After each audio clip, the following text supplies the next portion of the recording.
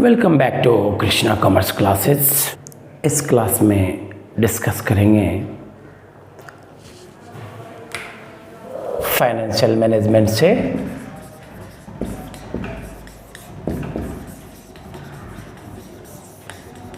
हमारा टॉपिक है इसमें इवोल्यूशन ऑफ फाइनेंशियल मैनेजमेंट,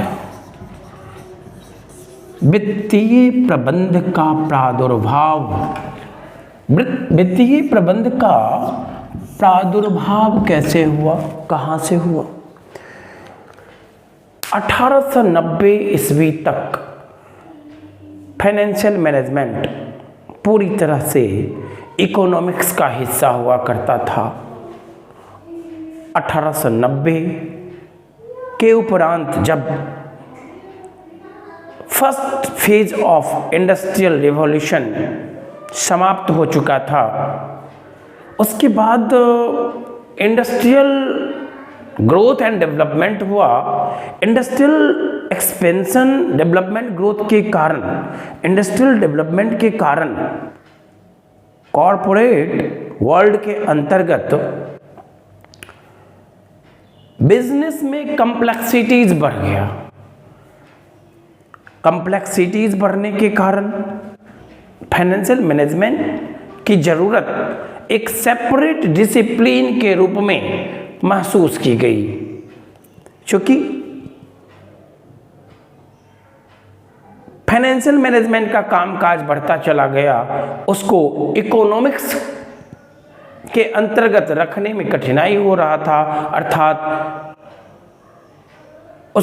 उसके कामकाज में वृद्धि के कारण और व्यावसायिक क्षेत्र में, कॉरपोरेट वर्ल्ड में कामकाज में, वित्त के क्षेत्र में कामकाज में जटिलताओं के कारण फाइनेंशियल मैनेजमेंट को एक अलग से डिसिप्लिन के रूप में देखा जाने लगा और इस प्रकार फाइनेंशियल मैनेजमेंट एक अलग विषय वस्तु के रूप में जन्म लिया।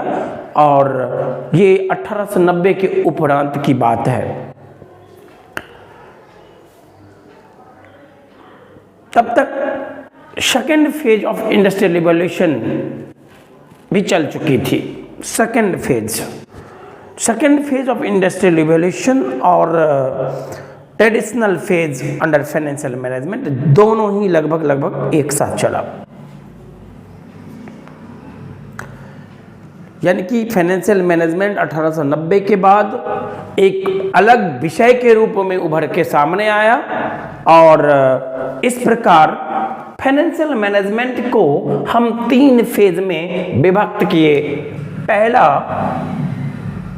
फेज हुआ ट्रेडिशनल फेज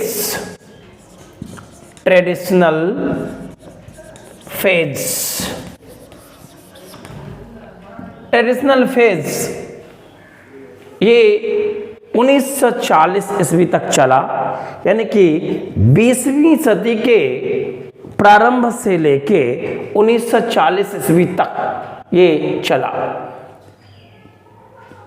यानी कि इसको कहा जा सकता है टिल 1940। ये जब से फाइनेंशियल मैनेजमेंट एक अलग विषय के रूप में जन्म लिया, उसके बाद से जो फेज आया वो ट्रेडिशनल फेज कहलाया और ये 20वीं शताब्दी के प्रारंभ से लेके 1940 ईस्वी तक चला। इसके अंतर्गत हम आउटसाइडर्स पॉइंट ऑफ व्यू को ज़्यादा तवज्जो देते थे। यानी कि आउटसाइडर्स मतलब हुआ बैंकर्स, क्रेडिटर्स, सप्लायर्स।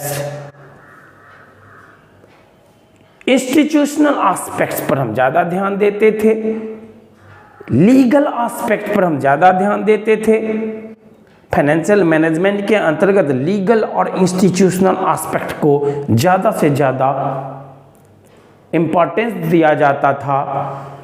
यहाँ पे जो कॉन्सेप्ट था वो डिस्क्रिप्टिव कॉन्सेप्ट था, यानी फाइनेंशियल मैनेजमेंट का जो अप्रोच था वो डिस्क्रिप्टिव था।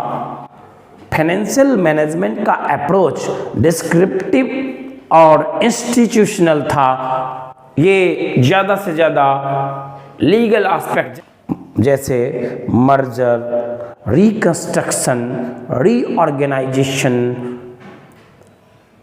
लिक्विडेशन, इंसॉल्वेंसी एंड बैंक्रप्सी, इन तमाम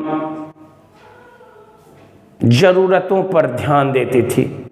यानी कि financial management outsiders point of view से कार्य करता था। आउटसाइडर मतलब हुआ bankers, creditors, suppliers, institutionals point of view से कार्य करता था। लेंडर्स के पॉइंट ऑफ व्यू से कार्य करता था। इंटरनल पॉइंट ऑफ व्यू से कार्य नहीं करता था, यानी इंटरनल अफेयर्स, इंटरनल एस्पेक्ट पर, सिर्फ एक्सटर्नल एस्पेक्ट पर कार्य करता था। यहाँ पर जो फाइनेंशियल मैनेजमेंट का मेन ऑब्जेक्टिव हुआ करता था वो प्रोक्योरमेंट ऑफ फंड, फंड की उपलब्धि, फंड कहाँ से आएगा, सिर्फ उसकी बातें की जाती थी। और इसके लिए कैपिटल मार्केट एक्सेस की बातें की जाती थी उसमें, यानी कि procedural aspect of capital market, capital market के एक्सेस की बातें की जाती थी ताकि प्रोक्योरमेंट ऑफ फंड हो सके, फंड का उपलब्धि हो सके। उसके बाद आया ट्रांजिशनल फेज। ट्रांजिशनल फेज में भी कोई खास चेंजिंग नहीं हुआ। ये 1940 ईस्वी से लेके 1950 ईस्वी के बीच में रहा। ट्रांजिशनल फेज के अंतर्गत सिर्फ डे टू डे से संबंधित एस्पेक्ट पर बात की गई, यानी कि वर्किंग कैपिटल रिक्वायरमेंट पे बातें की गई। वर्किंग कैपिटल नीड, इसमें ज़्यादातर वर्क जो है वर्किंग कैपिटल नीड पे हुआ, वर्किंग कैपिटल रिक्वायरमेंट पर हुआ, यानी कि वर्किंग कैपिटल की ज़रूरत को कैसे पूरा किया जाएगा, इसको भी फाइनेंशियल मैनेजमेंट में ऐड कर दिया गया। ट्रेडिशनल अप्रोच में जो भी बातें थी वो जो कहते हो रहा, उसके अलावा एक एडिशनल बातें वर्किंग कैपिटल रिक्वायरमेंट को कैसे फुलफिल किया जाए, day to day need of the business, business के रोजमर्रा की जरूरत को किस प्रकार फुलफिल किया जाए, इन पर जोर दिया गया। उसके बाद आया मॉडर्न फेज। मॉडर्न फेज 1950 ईस्वी के बीच से लगभग शुरू हुआ, 1950। Modern phase of financial management, modern phase 1950 से शुरुआत हुई इसका। मॉडर्न फेज में बहुत जबरदस्त परिवर्तन हुआ। मॉडर्न फेज के अंतर्गत जो सेंट्रल कंसर्न था फाइनेंशियल मैनेजमेंट का वो था procurement of fund and its efficient utilisation. Efficient utilisation का मतलब हुआ कि इसका ऑप्टिमम तरीके से यूज हो, allocation of fund, proper allocation of fund. यानी कि मॉडर्न फेज कहता है कि फंड का हम एफिशिएंट यूटिलाइजेशन कैसे करेंगे, प्रॉपर एलोकेशन कैसे करेंगे, कॉस्ट ऑफ कैपिटल को कैसे मिनिमाइज करेंगे। तो कॉस्ट ऑफ कैपिटल की बातें की गई, टाइम वैल्यू ऑफ मनी की बातें की गई, कैपिटल बजटिंग डिसीजन की बातें की गई, कैपिटल स्ट्रक्चर डिसीजन की बातें की गई, डिविडेंड डिसीजन की बातें की गई, कैपिटल एसेस प्राइसिंग मॉडल की बातें की गई, capital asset pricing model, arbitrage pricing theory, efficient market theory, financial model की बात की गई, working capital management, valuation model, agency theory, valuation model, agency theory, इन सब की बातें फाइनेंशियल मैनेजमेंट के अंतर्गत मॉडर्न फेज में की गई 1950 के बाद, जो कि अभी तक वो मॉडर्न फेज चल रहा है।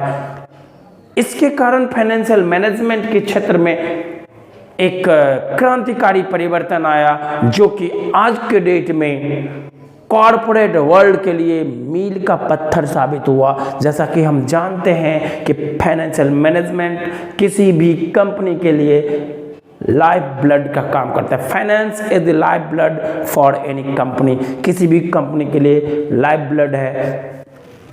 और मॉडर्न फेज के अंतर्गत फाइनेंस के क्षेत्र में जो परिवर्तन हुई, जो मॉडिफिकेशन हुई, जो चेंजिंग आई, जिसके कारण कॉरपोरेट डिसीजन मेकर को एक बहुत ज़बरदस्त बेनिफिट प्रोवाइड किया। मॉडर्न फेज के अंतर्गत डिस्क्रिप्टिव को इग्नोर किया गया, डिस्क्रिप्टिव कॉन्सेप्ट और से ओनली इंस्टीट्यूशनल्स को। मॉडर्न फेज के अंतर्गत एनालिटिकल अप्रोच को अडॉप्ट किया गया। मॉडर्न फेज के अंतर्गत क्वांटिटेटिव अप्रोच को अडॉप्ट किया गया। Analytical and quantitative approach he financial management को ज़्यादा से ज़्यादा आज की तारीख में रेलिवेंट बनाया। क्योंकि अगर एनालिटिकल एंड क्वांटिटेटिव अप्रोच को नहीं अपनाया जाता तो फाइनेंशियल मैनेजमेंट सिर्फ और सिर्फ लीगल एस्पेक्ट तक ही सिमट के रह जाता। लीगल एस्पेक्ट का मतलब हुआ कि मर्जर, लिक्विडेशन, इंसॉल्वेंसी, इन एस्पेक्ट्स तक ही सीमित रह जाता।